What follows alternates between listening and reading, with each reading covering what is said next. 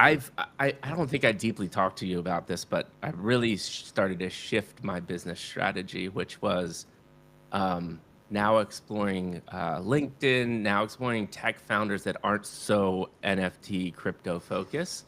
And you're kind of the first one of those guests. I did have another guest about like crime prevention that was an amazing, amazing conversation. But I'm really interested in doing more tech things that aren't so crypto focused. And you're one of those first guests. So I'm super excited to have you. Little updates about myself quickly, like I just talked about.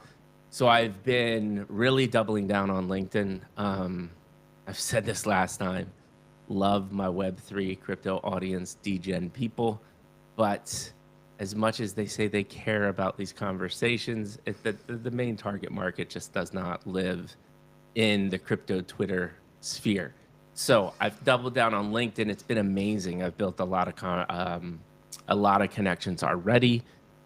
Followings are going up, impressions are going up quickly because I think, again, my target audience lives there.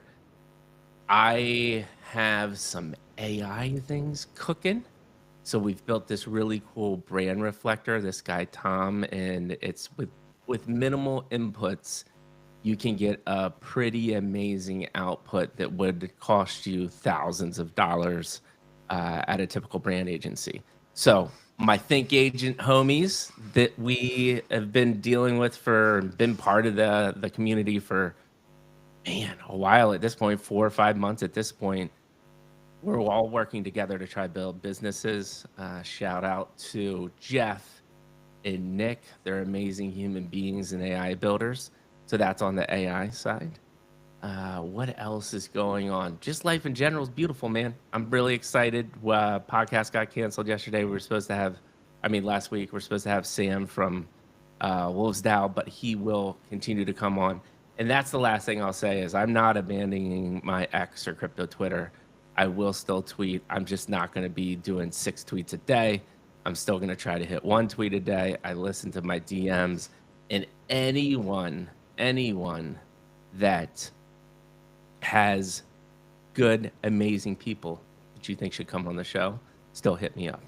But that's enough about me, man. The rest is about Andrea. This is going to be a beautiful, beautiful, beautiful conversation. How we always do this, though, is we go with a formal introduction in the beginning. And that is, this dude was a train engineer. You went to school for what again? Telecom engineering, right? Telecom engineering, yeah. I have never heard somebody go to school for telecom engineering, but props to you, and it makes sense as to why we are where we are. After train engineering, he also did Spreaker, which was podcast hosting platform. Now, talk to me a little bit about that. What was the main part about Spreaker? It was just a way to help podcasters monetize, or were you trying to compete with, I don't know, the main streaming platform, like a Spotify type company? What was the idea there? So, well, first of all, let me give a little bit of more details on how Spreaker started because it's interesting. All right. What? You know what? Let's not do that because we'll get there. We'll get there later. I don't want to go down deep in the detail. The last thing, the most exciting thing, fun fact that not a lot of people know, Andrea was a hardcore volleyball player. Wouldn't know that. I wouldn't have guessed that.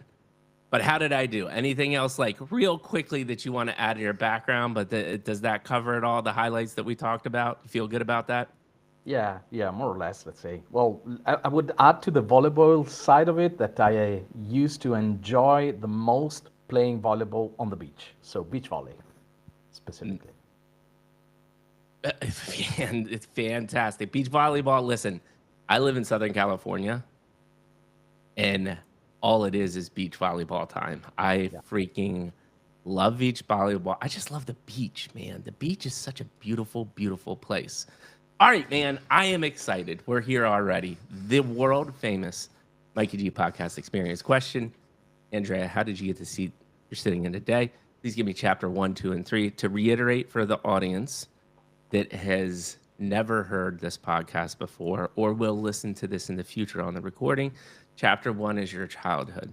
Remember, prompting questions here: parents, parental figures, mantras, be kind, work hard, pay it forward, whatever that may be. Things that are really in your like blood and being today. Maybe were you a tinker? Did you play sports like we talked about? Vivid memories. Start one place, and that will just begin the beautiful conversation. From there, we're going to chapter two, which is your childhood professional career. Your professional career in education. Here again, remember, want to reiterate lessons learned. Really, really impactful. It really helps people that maybe might be struggling or are interested in the things that you've built understand how you got there. This human story, man, telling you with I think about this every time I do this with the AI and all the technology that we have here. Like what we're about to do is really one of the few things that we're going to have left. Everything else is going to be so automated. And it's just so fascinating to hear why you did the things that you did. Chapter 3 is PodSEO. Well, obviously talk about Spreaker before that, but why did you create the tech company, the podcast company that you have now? What does it currently look like today? I'm sure there'll be a lot of podcasters that listen to this in the future. So any tidbits and information you can add there as well. And then after that, we'll wind it down, man. I always kind of give my last closing comments and we'll call it a day. So chapter 1, my brother, the rest is all about you. I will do very little talking. Wherever you want to start in the childhood, man, I cannot wait to hear it. Yeah, well, first of all, one thing that I would start with is where my childhood resides, let's say. As surprising as it can be, I'm Italian. Nobody could guess from the accent. Just kidding. Yeah, yeah. Yeah, it's a shocker. Yeah, Honestly, yeah, I shocked you. you literally personify what I would see as an Italian person for sure. Yeah, well, probably, I mean, the blue eyes are not that Italian, but still, I'm Italian, as Yeah. everybody can guess from the accent. I'm from a small town called Ravenna. It's in the northeast of Italy along the Adriatic coast. And Okay. this is where my childhood has been had, let's say. This is where I was born and raised up to uh, I was 19 years old, let's say. So my primary school was there. The it's there's an equivalent to the college, let's say, Mhm. or the high school, not the college. Sorry, Mhm. the high school. I spent this time in this small city. It's 100,000, 120,000 people city, very historical. It's the place where the capital of the Roman Empire was moved to at a certain Oh, point. wow. Not a lot of people know that because when you think about the Roman Empire, everybody thinks about Rome, right? Right, But right. during the barbarian invasions, they moved the capital to Ravenna. Uh-huh. So basically, I had an education that was simple yet profound because it's in the small towns, in my opinion, that you can probably find the gems, let's say, the good teachers and things like that. And I've been lucky enough to have it. Talk to me a little bit more about that because I would have thought, you usually hear the opposite, right? If you're in a small kind of remote town, I've talked to a lot of people on this show that said like, the education um maybe not as good as a big city, but it seems like it impacted you. I love that you said profound. Like let's dig a little bit deeper there. That's interesting to me. Yeah, well, probably it's because I've been lucky, as I said. I mean, I cannot generalize to all the small cities out there, but No, definitely no, in yeah, my this is in your experience though, but I exactly love to hear why. during my education, during my studies, I've had teachers that were in love with the type of work that they were doing. It was not a Ooh. job for them. It was more like following a passion. And if you follow a passion, you probably are able to educate better than if you're doing it, I mean, just for the salary or just for the prestige of the school that you are into. This is what I think. I mean, Yeah. I might be wrong, but let's say that I've been lucky with the teachers that helped me being the Dude, person you that I am. just said something that is profound, right? That we talk about so much on the show, and it is this passion. If you're reflecting back, is maybe a little about like obviously you're not soaking that in at the moment, but reflecting back, do you think like almost subconsciously you were seeing, and maybe that created a little advantage for you? And the fact that you at a very young age were exposed to people that were just really passionate about what they do. Any thoughts there? Yeah, definitely. I mean, it's exactly what I think because if I'm not generalizing here, as I said, but I think I didn't have any experience in larger cities or bigger schools or whatever. Right.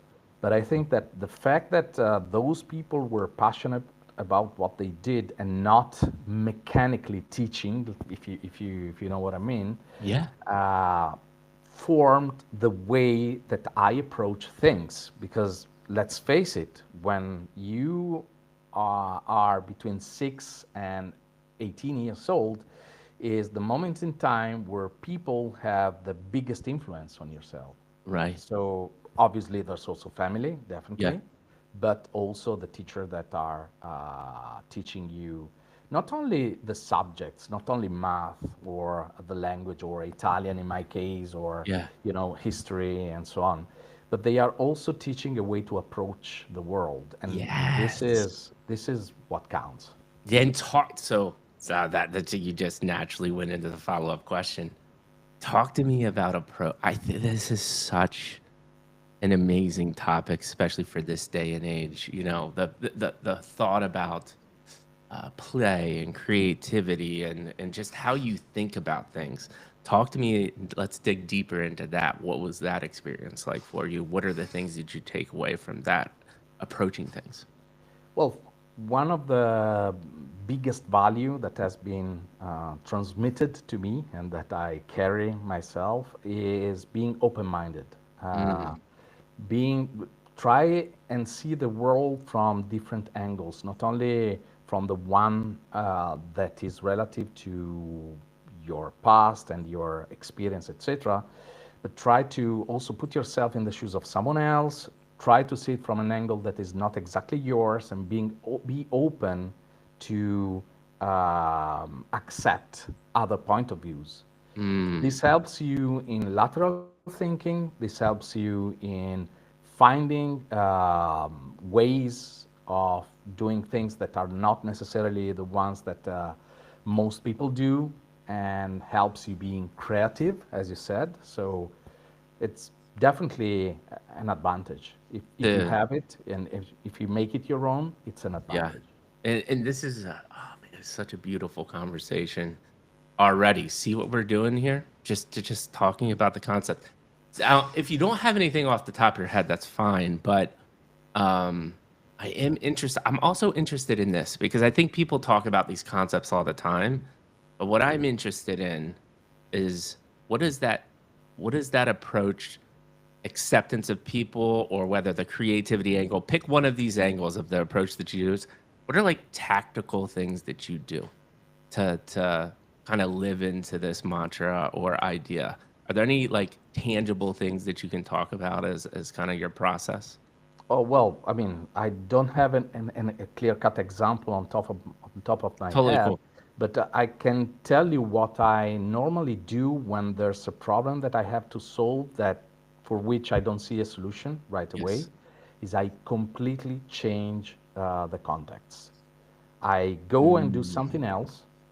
I take my mind off that particular problem that has been attracting my attention for maybe 1 hour or a day or even more.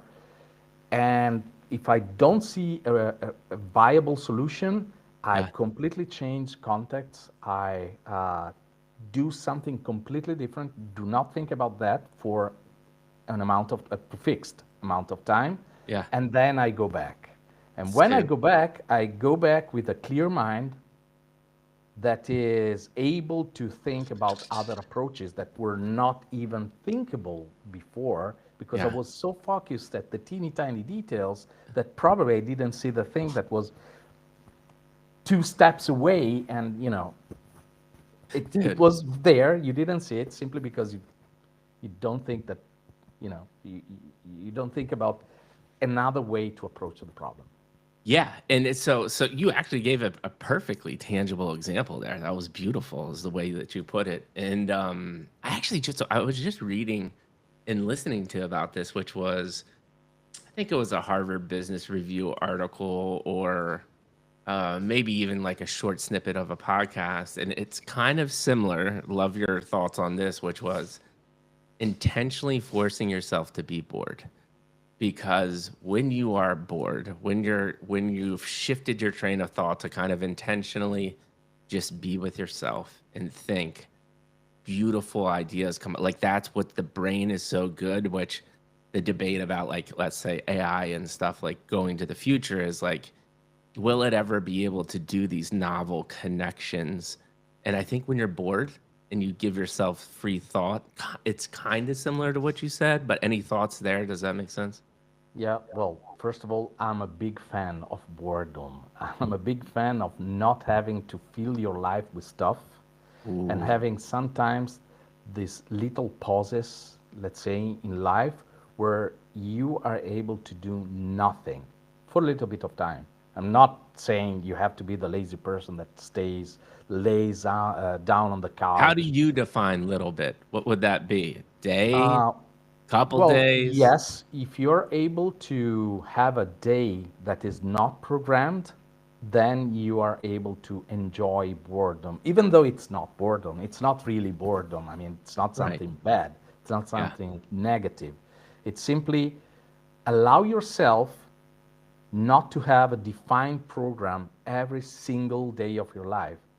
If you think about life as it is today, first of all, the mobile phone is able to fill all the gaps that you have.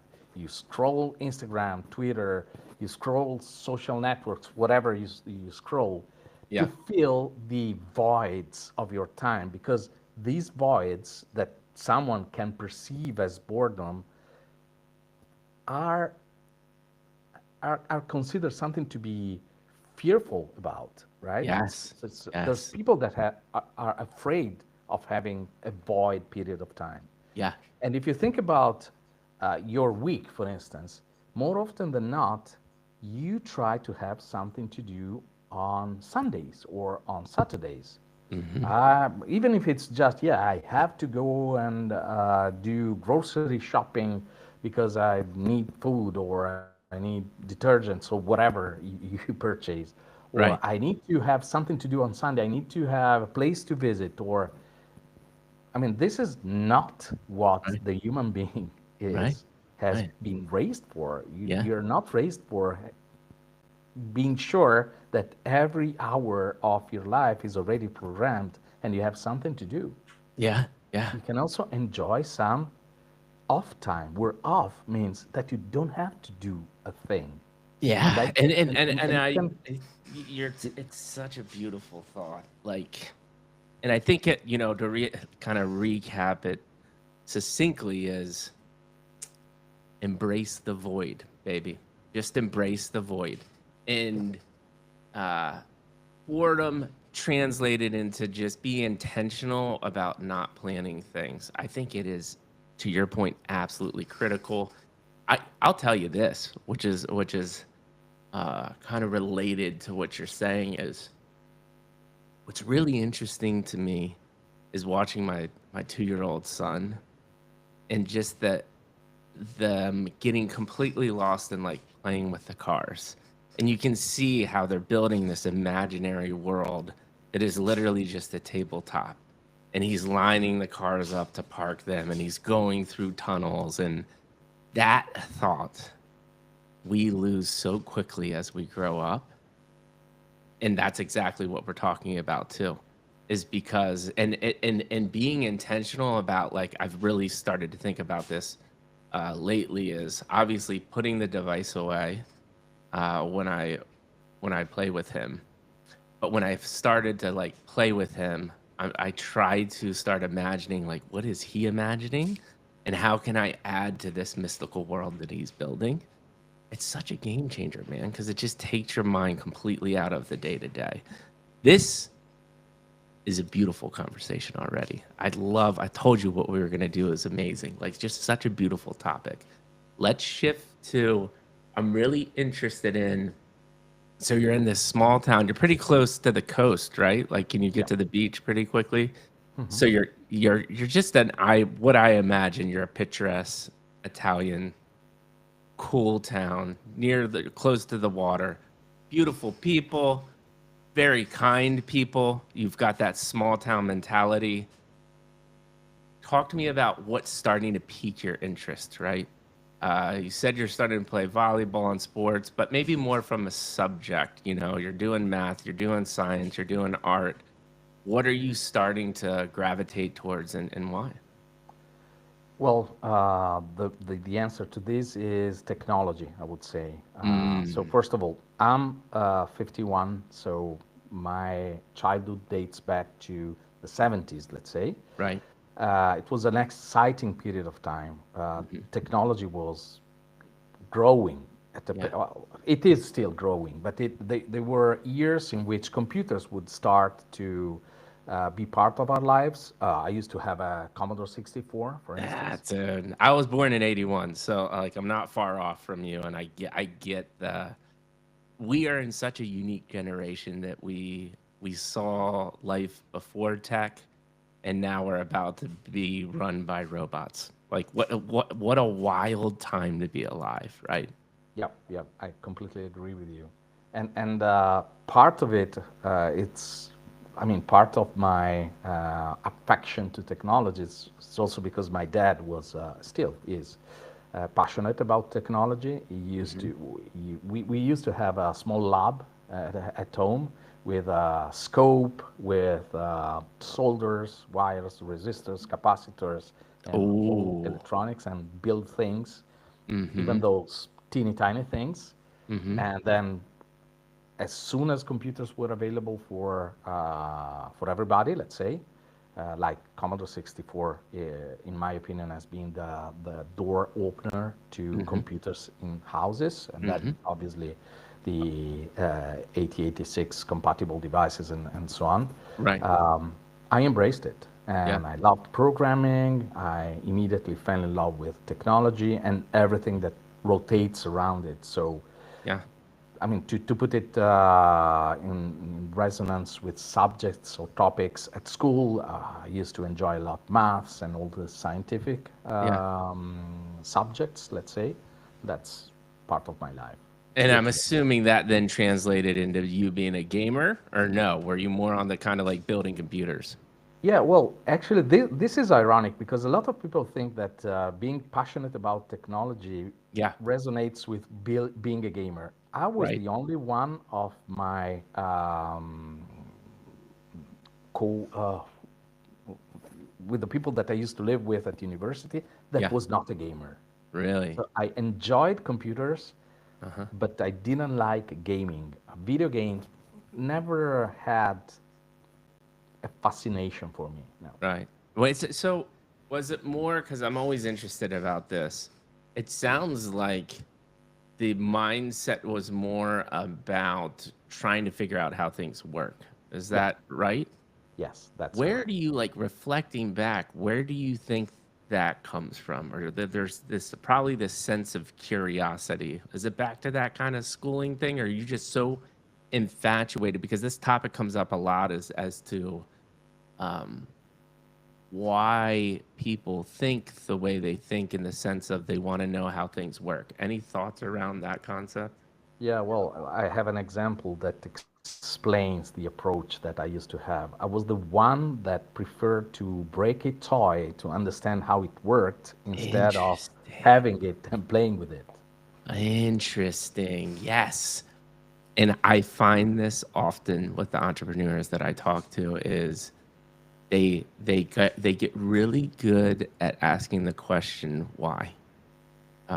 They always want to understand why things are the way that they are. And you've been doing. Like that is such a vivid, like cool example that you're intentionally breaking toys to understand how they work. Yeah, Dude, yeah. beautiful insights already. So I think we'll stop here.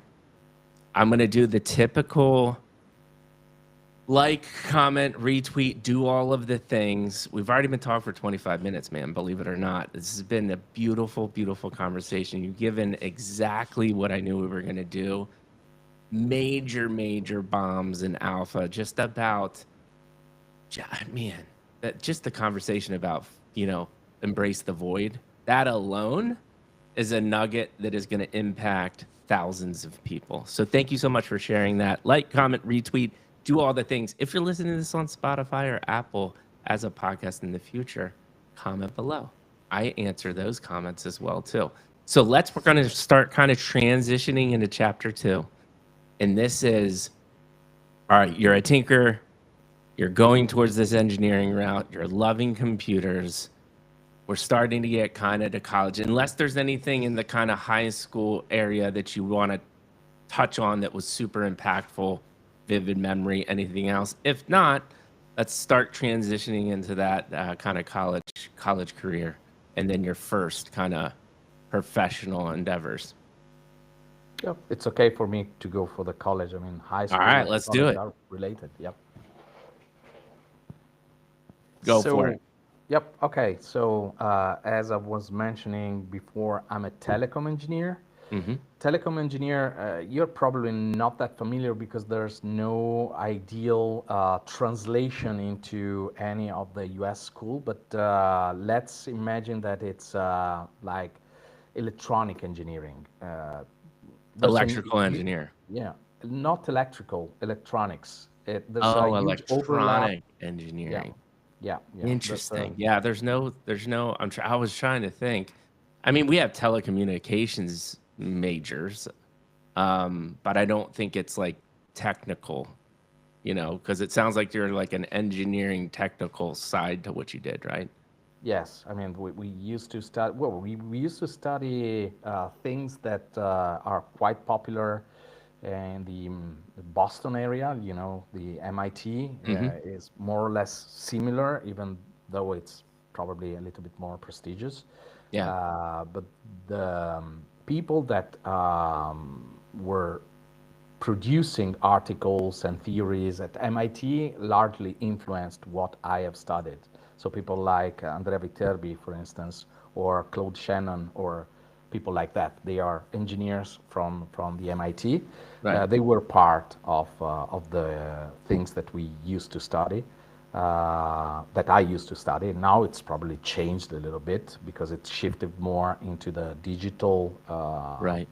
even though those are topics that are digital related. We used to Right. study optical fibers and stuff like that. Electric signals, the transmission of electric signals up to propagation, radio wave propagation. Right. There's a curiosity that I always say about my education is that I did my dissertation at the end of the university in Italy. The university is 5 years long, so it's like Okay.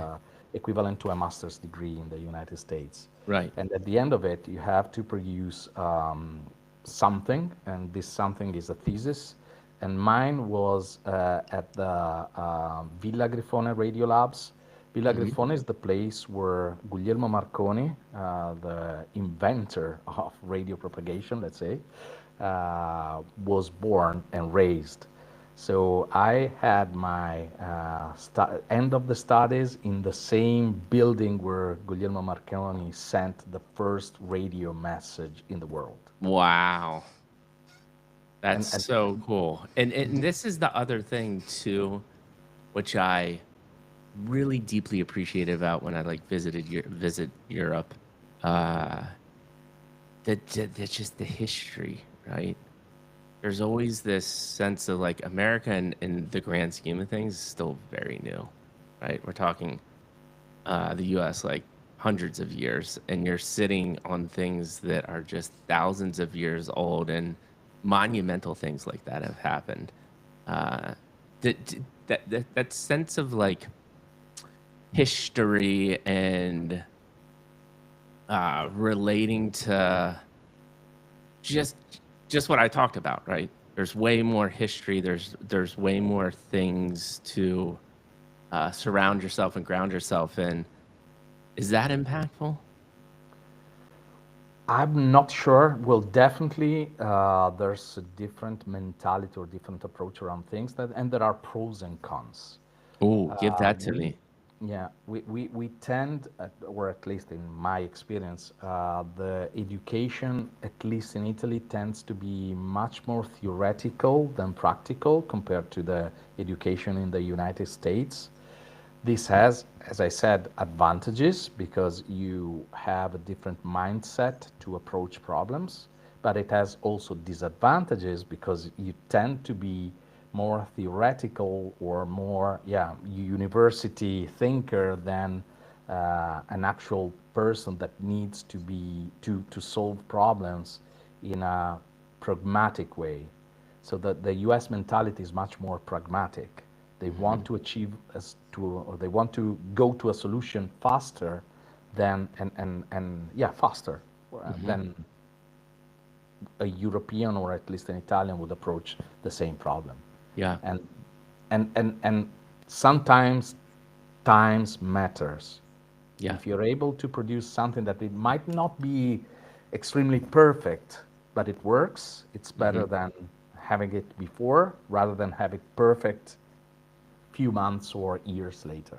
Yeah. No, that's and it's a beautiful insight. Beautiful insight. So keep on moving forward. Your first radio message, like you're just surrounded by really cool things at this point, and you're Yeah, I mean, excited. there's a fun fact about Guglielmo Marconi that not a lot of people know, but he was half Irish and half Italian. His mother was a Jameson from Ireland, the same Jameson of the whiskey. You know the Oh yeah, yeah. That's so amazing. I mean, it's just a fun fact that when we talk about Marconi, I normally tell.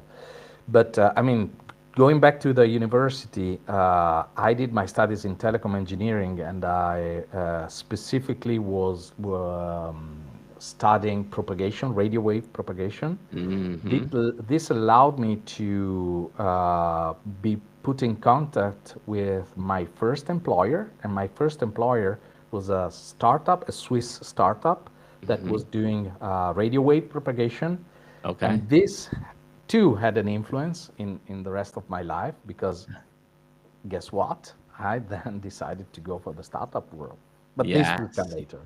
Ooh, talk to me about the start. So this is interesting. So the first kind of startup experience, now reflecting back and looking, I'm sure there were some pros and cons. Talk to me about those. Talk to me about the startup experience and how that really started impacting your mindset.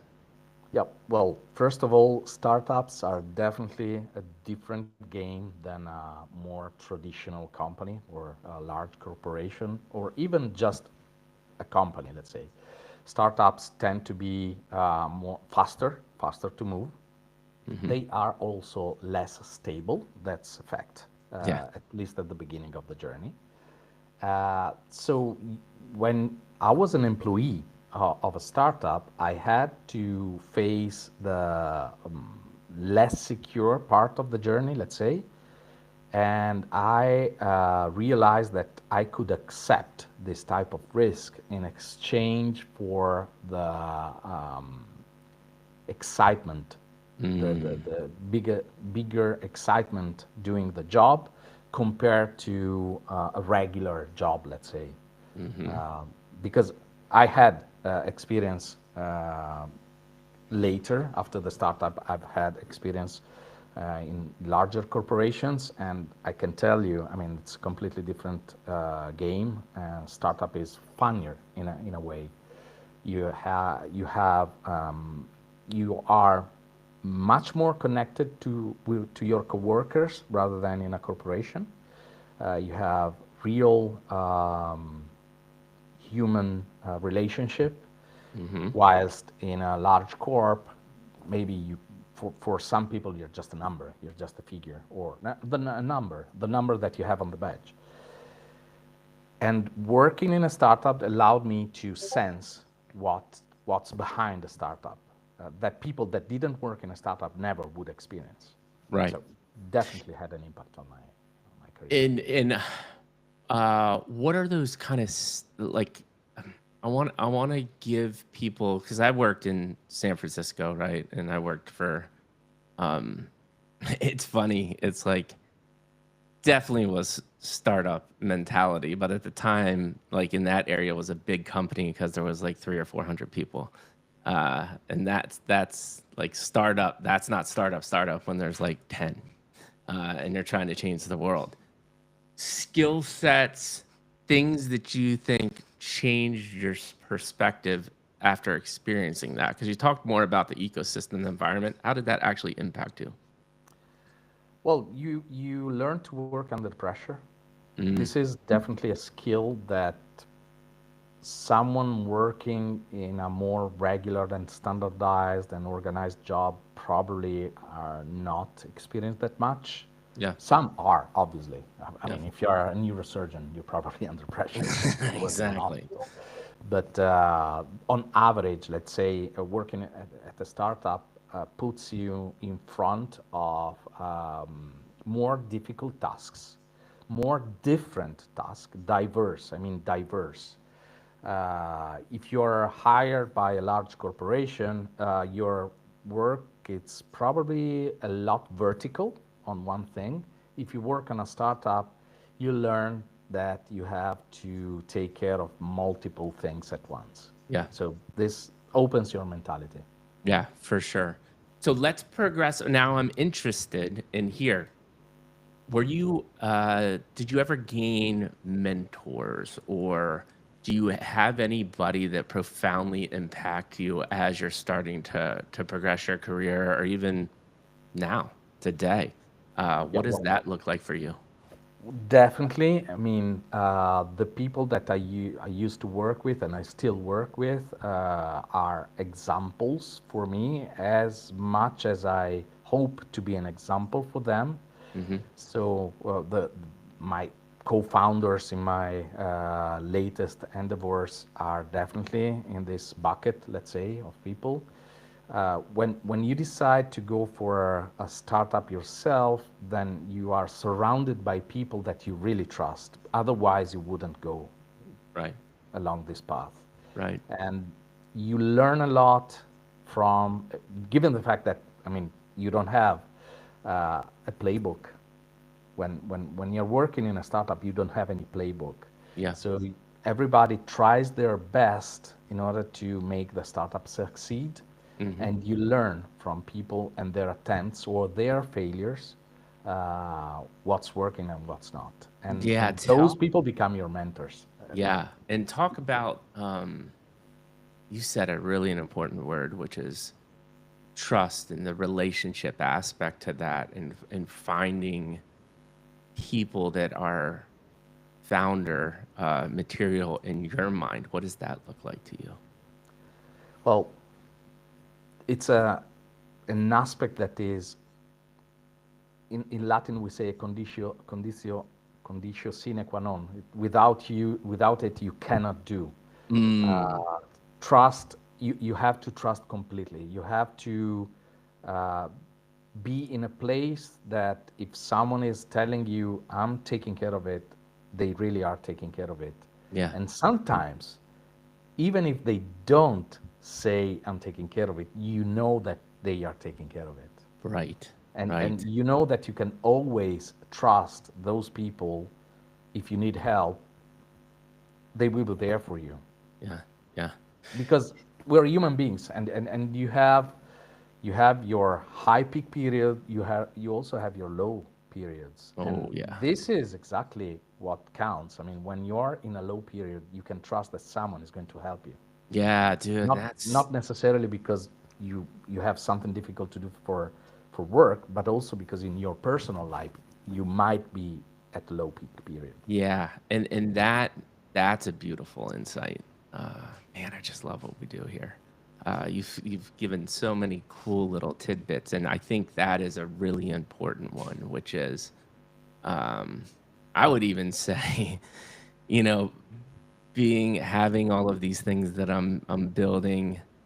Man, I've been at it for like, I don't know. This like hardcore podcasting probably 2.5, almost 3 years now. Um, and the amount of times me and my co-founder have thought like, oh, this is the big opportunity, this is it, and it just was not even close to being it. Being able to deal with that is such a huge, and it gets back to, and I don't know if you want to layer anything on. For me, and the only reason that because it's very rare, it's almost, and I'll actually, there's two folds to this question and conversation is, it's very rare, but people do get it, which is they hit it on the first time. And a lot of that is driven in my mind by luck, timing, being at the right place at the right time. The worlds are colliding and you just hit a home run when it comes to building something or side hustle. Like I think everybody always imagines like I got to be Elon Musk or Mark Zuckerberg. There are many very successful entrepreneurs out there that aren't building these multi-billion-dollar companies, trillion-dollar companies now, which is insane. So that's the one statement. I'm interested um, on your thoughts there. Well, first of all, for all the successful people that are starting and succeeding with a billion company or trillion companies Hmm. out there, there are probably 100,000 that didn't make it. So this is a Oh, thing I that, would say millions, right? yeah, yeah. And you Yeah. have to be aware that you can be one of those, or you could be one of those, Ooh. definitely. Uh, this is a fact. So there's nothing that you can do to avoid the need for luck and timing. And there's a plethora of things that you cannot control that are necessary to become the successful entrepreneur, whatever the successful metric is. I mean, if the metric is trillion companies, then there are a handful in the entire world. But even if the success is a company that is sustainable on themselves, on its own legs, we used to say in Italian, um, it takes a little bit of luck Yeah. because there are a lot of things that can go wrong, a lot of things that need to align for a company to be able to sustain the business. Yeah, but what you said um, that I just took away that is so important. That you just, tidbits of ways that people say the same thing but differently.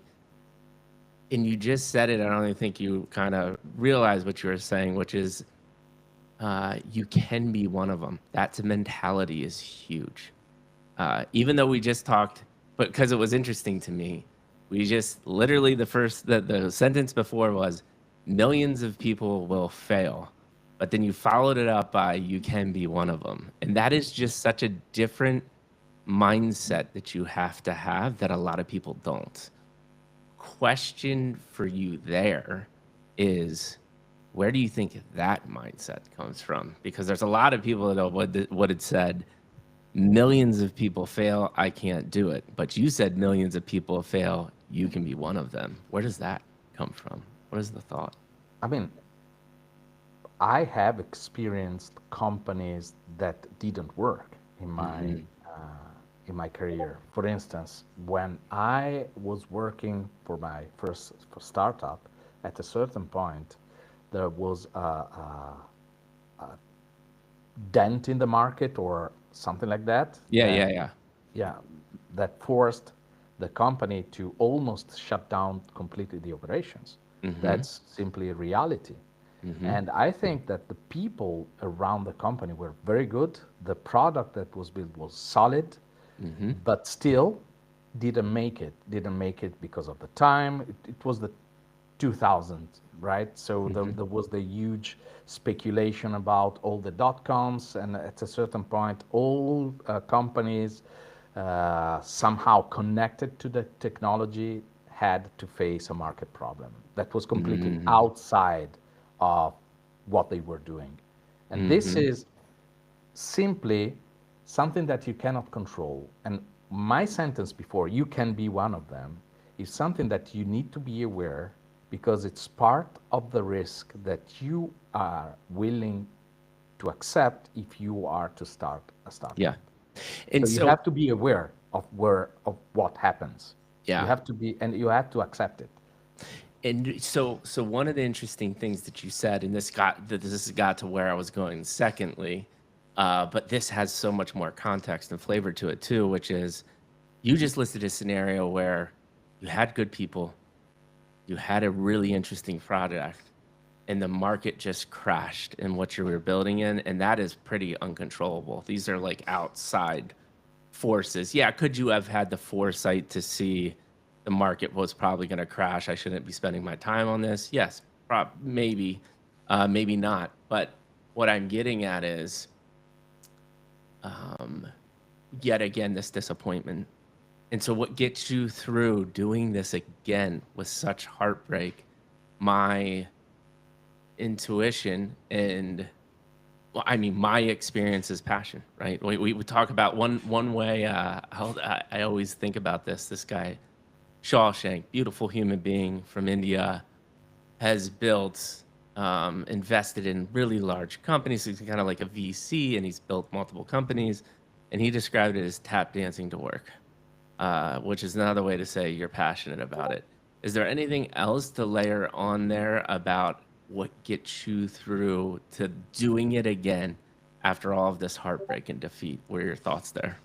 Well, first of all, as I said, acceptance that there are some things that you cannot control. So Ooh, that's a yeah, failure due to something that is out of your control is not a failure of you as a person or you as an entrepreneur. That's what I meant with you can be one of them, you know? yes, yes, and and this is a huge concept. Um, how do you determine you know, and that, and you might not have an answer, but specifically on how do we reflect back knowing that like, hey, these are external sources or this is a me thing? Like there's acceptance also comes with a form of self-awareness is I think what I'm trying to say. Talk to me about those concepts or any thoughts there. Yeah, well, as you perfectly said, self awareness. You have to know yourself. You have to know what you can do and what you cannot do. If you tried your best and if you're sure that everything that was possible to be done was done, then it's not your failure. It's something else. And it can be this something else. As long as this, I'm not saying that you accept it the day after you decide to shut down a company, right? So Right. it takes a little bit of time to digest it, but you have to digest it. Otherwise, what you're gonna do? You're gonna apply for the regular 9 to 5 job the day Right. after. Right. Right. And that is that then goes to this whole fear thing, right? Like I see it. I see it right now, right?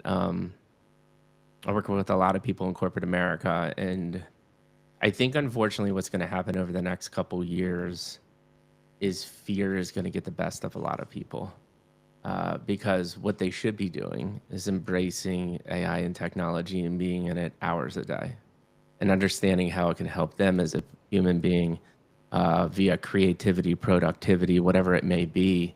But they need to embrace these tools, and I think unfortunately, there's going to be a large percentage of people, millions of people, maybe hundreds of millions of people that just resist it because of fear. What are your thoughts there? Probably. I probably agree with what you said. A lot of people. Well, AI is a game changer, definitely, at least in technology. Hmm. And as all changes, there's reluctancy because the human being tends to be conservative in a way and tends to take some time before adopting and reacting to changes. Hmm. one of the reasons might be fear. I'm not sure if it's entirely related to fear. In this particular example, probably yes, because people see AI like a replacement of the work that they used to do up the day before. Hmm. But as soon as those people would realize that it's yet another tool, then I'm sure that there's space for people and creativity and things that AI cannot do. As I was saying, lateral thinking, Yeah. AI Yeah. is probably unlikely to be able to adopt the lateral thinking mentality, or I don't know, maybe it will, but Yeah, this if is it the big will, then hotly contested debate, right? yeah. But That there, what there that will like be that's the something. only thing that it can do. We think it's their current day AI cannot do that. Will never do that. So there's going to have to be a new novel model or an idea to get that lateral thinking, right? Like the Einstein theory of like um his superpower was being so deep in a thing and then making these lateral connections of, oh, this applies to something completely different. AI is not doing that right now, nor never will do in the current state. The question is, do we get there? I don't know. Yeah, I Yeah. agreed, completely agreed. And even if at a certain point AI will do that, I'm sure that the human being will have things that are specific to a live person and a, a, an organic thinker that no computers can replicate. Well, what I went in a little different direction than what you said, and it's just the word live, in person, in real life. What we're doing now, I'm just firmly convinced this is one of the few things that we'll have left, right? This stuff is critically important. Why do humans still think the way that they think? You know, sporting events, concerts, all of these things are going to be so near and dear to a human's heart, I think, in the future because it's we still need this. You know, we're tribal as a nature as humans. We want to be part of a group, Yeah, and and it's we want to have connections with people. mm-hmm, mm-hmm. Machines probably don't need in the way that we need. They need connections in a different way, but Yeah, they yeah. don't need, they don't have the need to be connected, to be a community, to be. I mean, if this is something that the pandemic has taught us Oh, few years yes. back. So Yeah. Man, I had a thought and I completely lost it. I don't know. I don't know if I'll ever bring it back. I always say I might have had one or two had a few drinks in my 20s and 30s, so sometimes I just lose the gaps there, right? Let's go to anything here before we kind of get into was Spreaker your the company before you built PodSEO, right? yes. Okay, so before we get there, any other like learning lessons or failures that had some aha moments as you're progressing through this career until you get into Spreaker, which I think you ended up exiting or selling, you know, and it was considered, I would say, if you exit a startup and are able to sell it off, that's a version of success to people. Yep. Before you get there, any Hmm. thoughts? So, well, lesson learned, many, many. Give me a couple.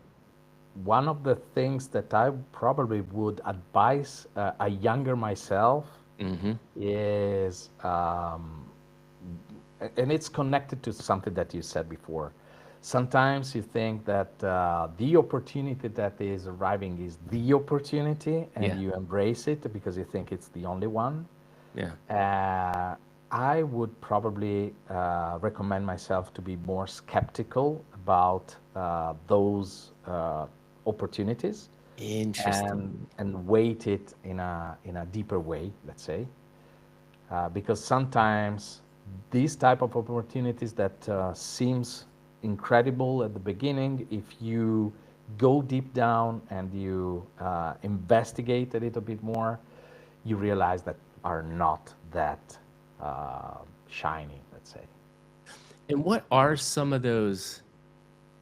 I don't know if you have examples or maybe generalizations of like what makes it look shiny, and then when you dive deeper, it's not so shiny. Do you have any like tangible examples or thoughts there, scenarios that people might encounter?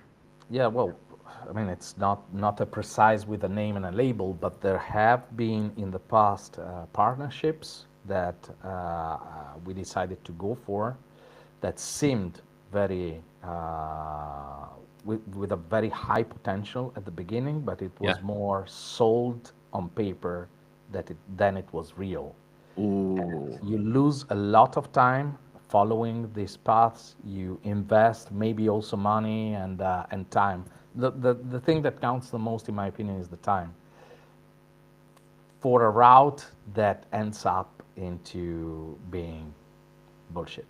Yeah, and I think it's exactly what you said there in the beginning is diving deeper in the essence of another way to say it is research, right? Yes, You're research. doing the deep due diligence Yeah, of like, does exactly. this make sense, right? Because if you on paper it looks awesome, and it's this On is a PowerPoint, everything it looks awesome. right, and this is a prime example of what plagues Web3 and crypto and new tech companies is there's so much money at stake and you're trying to move so quickly.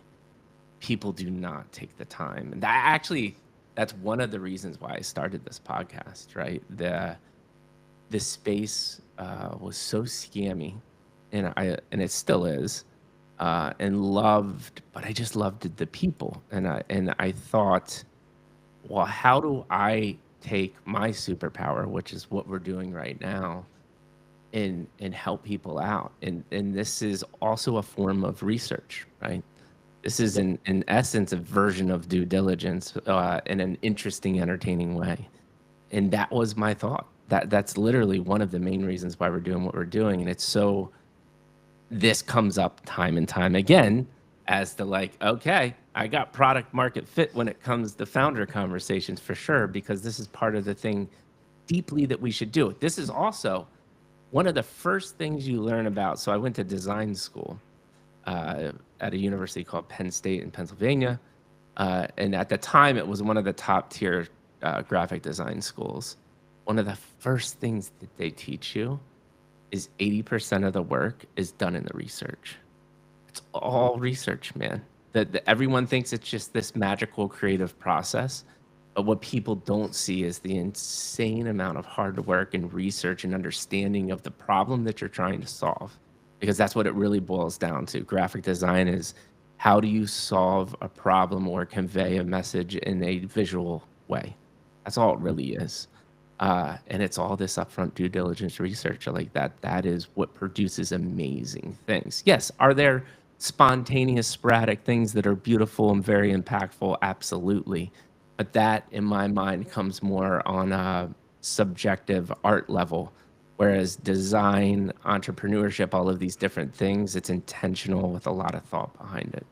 Any thoughts to layer on there? Or? Yeah, I mean, definitely one of the things that came into my mind while you were talking is reserve some time to do the research. Do not underestimate the effort that it will take to do the research before you take any of the choices, Yeah. because otherwise sometimes you are forced to be fast in choosing, but that's a negotiation tactic, and Ooh. avoid being in the spot where someone is forcing you to decide fast, because this is one of the pitfalls that you're going to fall into. Yeah, beautiful insight. Beautiful insight. We've just been ripping them the whole time. There's so many insights. We've, believe it or not, been almost talking for an hour now, and we haven't even gotten to the meat of your current companies. So what I want to do is I want to spend anything you want to talk about in your Spreaker experience. Then let's get into pod SEO and we'll start winding it down. I do have a hard stop in 23 minutes, but I think we can cover all of this. It's going to be beautiful. So after we go through that, I'll ask kind of my closing question I ask every guest. I'll give you my final thoughts and we'll call it a day. So let's get into Spreaker. And again, here, maybe one or two not so much the process. Talk a little bit about the process, but then one or two like aha moments or failures, insights, lessons learned through that process. Well, in the Spreaker journey, I would say it's been a more than 10 years journey. Hmm. I would say that one of the aha moments, or when we realized something that we hadn't realized before, is embracing the remote work approach. Ooh, It's been one of the game changer, in my opinion. We suffered like everybody at that time. Uh, we struggled a lot to find good developers because we were thinking the old way of being everybody in an office, and we even moved the operations from Italy to Berlin in Germany because we thought that there were more talents there. yeah, But the reality is that we succeeded in being able to hire good quality talents is when we decided to embrace the completely remote. And this was far before the pandemic hit. yeah. We are talking about 2015, more or less. Wow. So many, like at least 5 years before you already had this concept. What shifted that? And one, what shifted that mentality? And then two, what does it mean to you when you say embrace the remote, right? Like that's a pretty broad topic. So like, how did you do that? Well, first of all, the reason why we decided to go for it is mainly because it allowed to widen the pool of talents that you can attract. Yeah. This is the reason why. And the embrace the remote work process is be aware of the risks, because obviously there are risks, there are pros and cons, but take the decision weighting the risks and the cons and the pros, and see what counts the most. Yeah. Once you realize what you are risking, then you don't need that much of taking the countermeasures that one can think. Like the thing that people would probably, even today, because it's now that the pandemic is gone, I see that everybody has a mentality that is, let's go back to the office, Yeah. everybody, Yeah. because people are working less productively, etc. This is not the point. The point is that you have to choose the right people if you want to work remotely. A You hundred have to percent. choose, and again, people that you can trust. Yeah. As long as you're able to attract people that you can trust, you can completely embrace the remote mode approach. And this helps people to have a more decent work and life balance, Yeah. because let's face it, who wants to spend 2 hours of their day commuting? And Yeah. that's Yeah. a no-brainer, in Yeah. my opinion. Yeah. Obviously, you have to organize yourself for embracing the remote work. Like, you need also to compensate the fact that everybody is behind a computer with some live moments where the company gets together at least Mm-hmm. once or twice a year and stuff Mm-hmm. like that. Mm-hmm. And you have to have routines, meetings, and stuff like that to Yep. compensate Yep. the fact that you don't meet at the coffee machine or Yep. whatever. But embracing the remote mode is as simple as trusting the people that are working with you. Yeah. Dude, beautiful, beautiful insight. I love that insight. It's a contested, hot topic, and it's interesting. I was just talking about this for a long time now, generations. We've trained the mindset of here in America for sure, and a lot of the world, uh, how to show up to work, be on time, and be super efficient and productive. That paradigm is about to completely change, which is that'll all that busy work, the things that we've been trained to do, all done by AI, and you have to be creative, strategic, and come up with new ideas, and we don't have workers that do that, man. Yeah, sometimes a new idea is much more valuable for a company than someone typing characters in a keyboard for 8 hours. Right.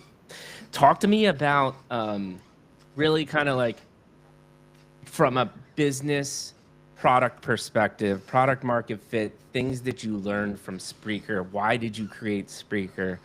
And then let's transition into PodSEO because I still want to spend some time on that. Yeah, well, first of all, Spreaker was created because we wanted to give everybody a way to spread their voice. At the beginning, it was meant to be able to enable people to create a live radio show, for instance. This was the beginning of the company. Then, after a certain point, we realized that the market was more attractive for hosting podcasts, let's say. Uh, then we transitioned from the live capability that was still there up to a few years ago to the podcast hosting platform paradigm. But then we also realized that something that podcaster would want besides creating podcast and having a voice is being able to live from what they were creating.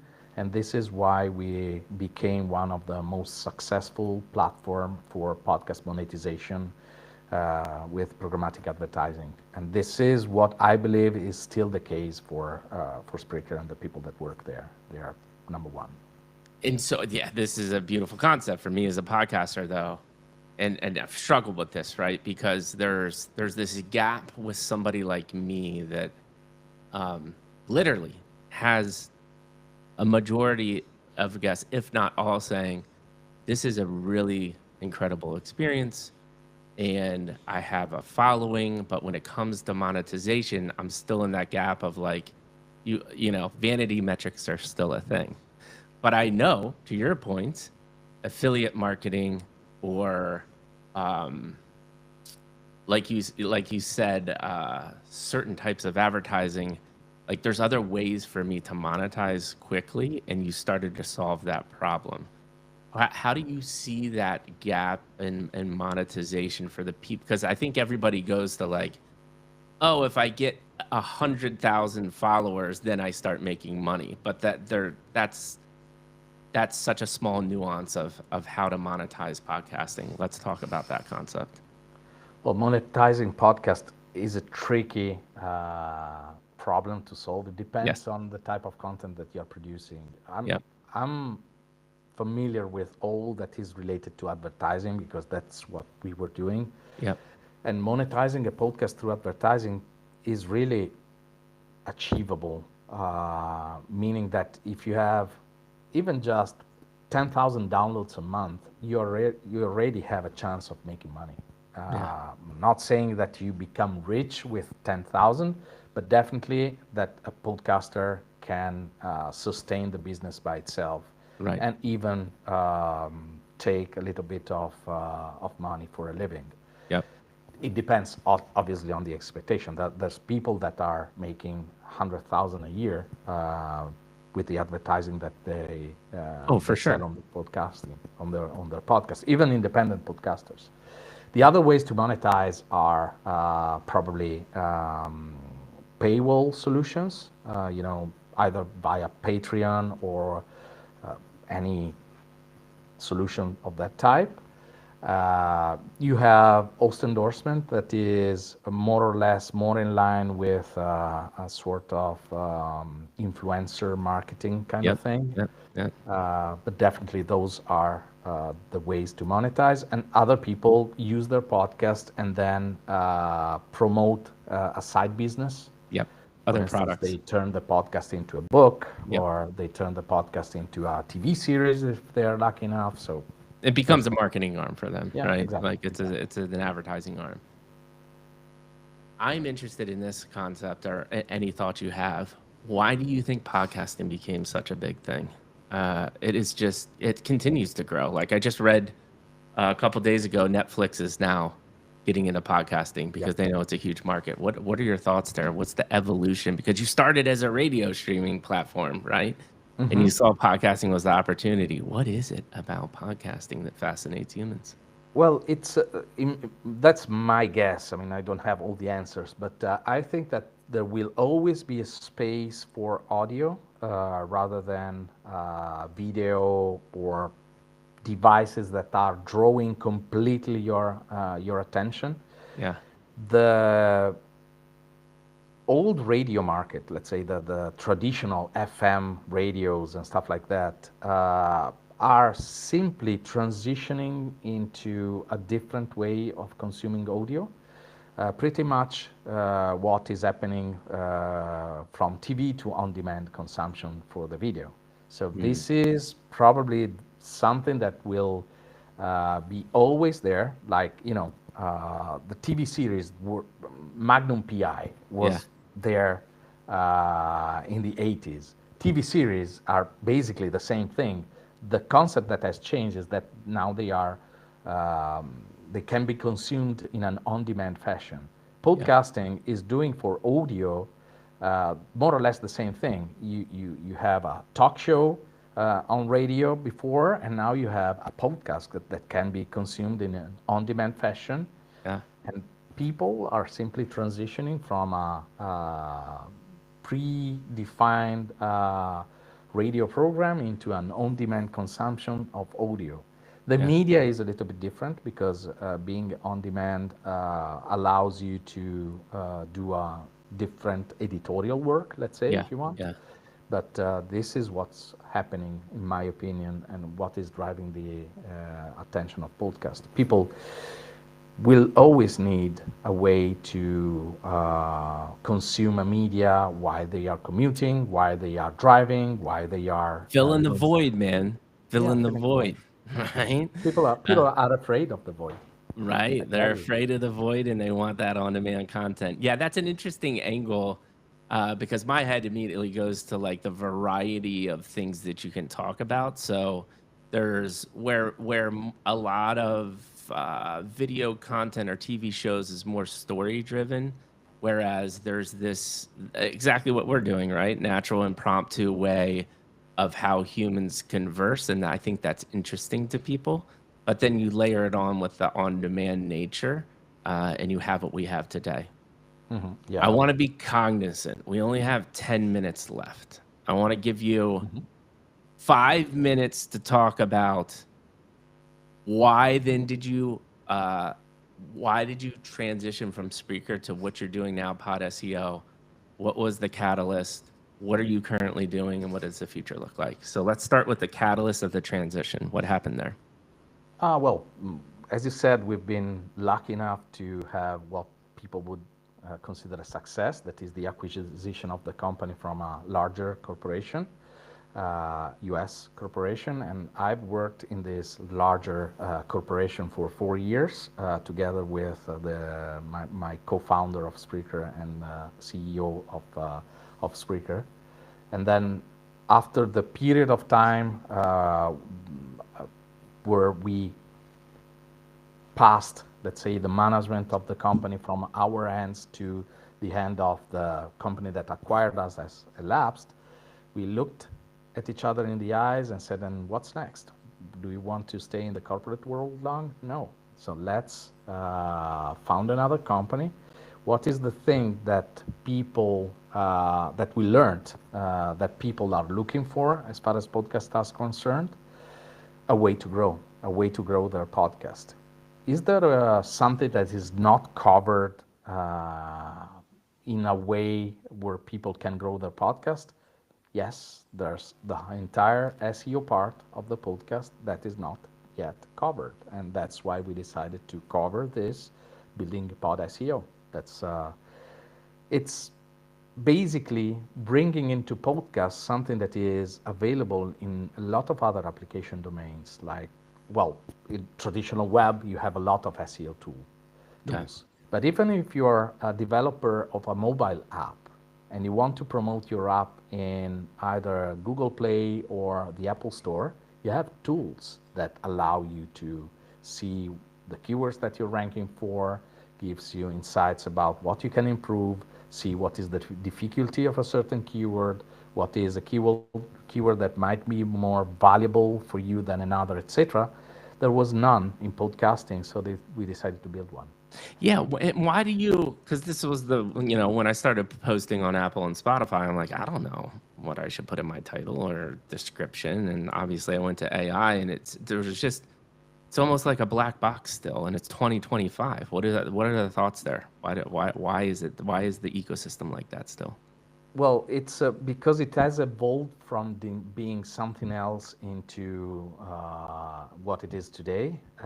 So at the beginning, there was iTunes, right, for Right. consuming podcast, and then uh, Apple Podcast was built, and Spotify, another platform for consuming podcast, has probably originated from a similar way of thinking. And the way of thinking is people go to our application, already knows what they are looking for, and type in the title of what they are looking for, or type in the author of the thing that they are looking for. And they Mm, designed the search engines behind their platforms based on this principle. People already know the title of the show or the celebrity that has created the show. interesting. And this has the effect that one of the pain points of podcasting that is there and has been there for more than 15 years now is the discoverability of the podcasts. Yeah. You don't Yeah. have a Google engine Right. to find the podcast. And This is Pod also why. SEO is trying to help podcasters like myself solve this problem. Yeah, exactly. Because we're human beings. Yep. It's unlikely that you remember the podcast that your friend has recommended by heart in Yeah. terms of the title, right? You Yep. are more likely to remember the subject, the topic, or you are more likely to remember something that resonates with the podcast instead of the exact title.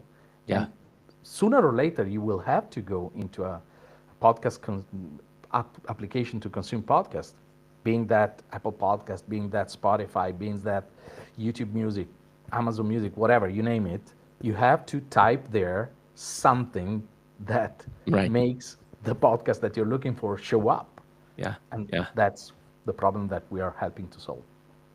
And so, um, real quick, in a couple minutes, um, we'll just the next. I think there's two questions.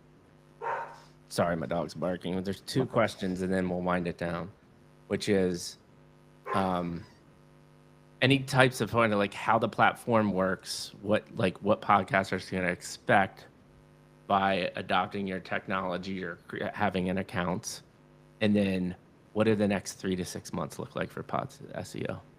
Well, the first thing that I would recommend a podcaster that tries our platform, or one of the advantages of having a platform like that, is that first of all, it forces you to focus and build a SEO strategy.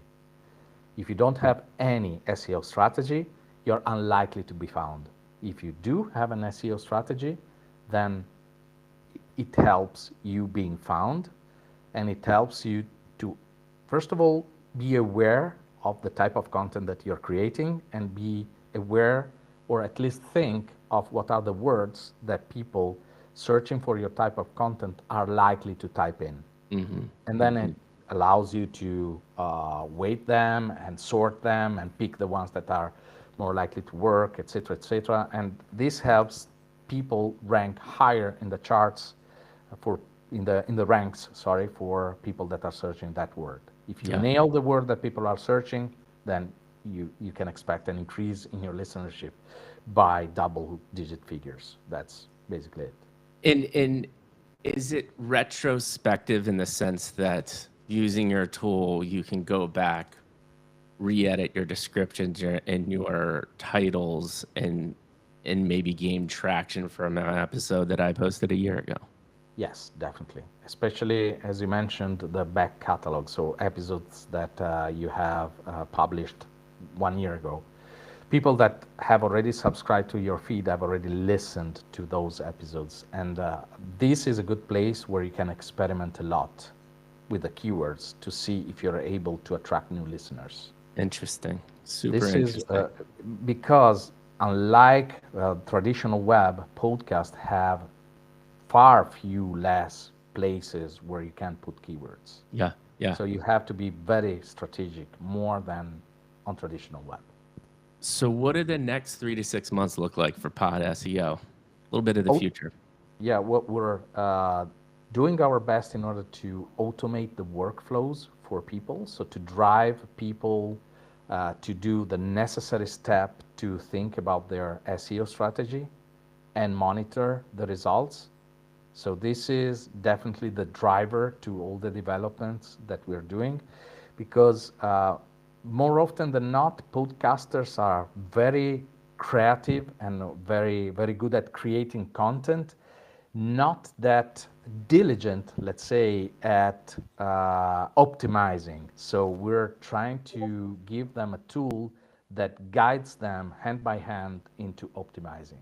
That's basically the driver of our efforts in the next 6 months. Yeah, so a lot more kind of workflows, UI, UX stuff to make Yeah. that journey easier. Yes, because it's as all technology, technology is difficult, and technology and SEO are topics that are not that trivial if you're not a marketing expert. But we want to give a tool that allows the independent podcaster, but also the studio, to be able to apply a strategy Yeah. without the need to study 5 books of SEO marketing and stuff like that. Yeah. Yeah. So I have one formal question, kind of, this is the only other formal question other than starting this off. I'll give you my closing comments. We'll call it a day. That is, how do I want to say that? If I would assume you've done interviews, you've listened to a lot of podcasts. How do you think today felt different for you, or felt at all? Well, honestly, yes, it felt completely different from other interviews that I've done, because it's more related to who I am Hmm. and what my journey is, rather than what I do today, or like to promote my company. I'm not searching for promoting the company per se. Yeah. I prefer to give the context of why we built the product that we built, because I believe in the quality of the things that people do. And I think that I managed somehow to give your audience an idea on who I am as a person, as a solid background, and but also solid values. If I'm not humble, I know that I have solid values, and Yeah. this drives also what I help building. This drives what I do, and people can trust that something that comes out from a certain type of person has a certain type of quality. So beautiful, and thank you, because that's what I wanted you to feel, and you said it perfectly there at the end, which is I think people strive to break algorithms and do things that maybe aren't who they are as a person. And I think the answer is exactly in what we just did. Because what are you ultimately doing? Yes, pod SEO um, has benefits and helps people like myself, right? But who are you ultimately giving money to, too? Yourself, the founder. Do you believe in the company, right? Do you believe it's going to be around? Because I'm investing now my time in your platform. And if it's not going to be around in a year, then what am I spending my time on, right? And so you just did, which I think is one of the smartest marketing or information things that you can do, which is you shared your life with people, and now they can make a decision on whether they want to spend their hard-earned money with you.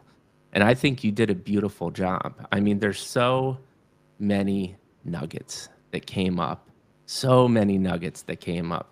The work remote thing immediately comes to mind, but I would say the void was the big one, right? And the way you, because the way you described it, again, these are not new concepts. We know all of these things. We know that deep thinking, intentional thinking, uh, is very, very important to being an entrepreneur, being creative, and all of these things. One of my favorite parts too was it was really cool because I think like most people, they come into the spirits and they're like, oh shit, man, what is Mikey gonna say? I don't know what this is gonna be like. And you, out of all of the guests, and I'm talking hundreds of guests, you went into it so quickly, and gave a poignant, like a really good example of growing up in the town and experiencing things and talking about the teachers that were just passionate. And we immediately went into a topic that is very, very important to humans. And you already dropping lessons and bombs immediately. And then from there, I could just tell that you are a deep, thoughtful, kind human being that ultimately is always trying to do the right things. And at the end of the day, that matters. And I'm honored that you spent this time with me. And like I said, man, this is the beginning of a friendship. I can't wait to dive deeper into your platform. I want to continue to talk about how we can grow our friendship and relationship together too. We're going to make some amazing content from this. You gave so many cool insights, and it's not just about PodSEO. It's about who you are as a human being. And I can't wait to share this with the world, man. Thank you very much, Mikey. Thank you so much, too. Appreciate it. Absolutely, man. And with that being said, people, we had a fantastic time and a beautiful conversation.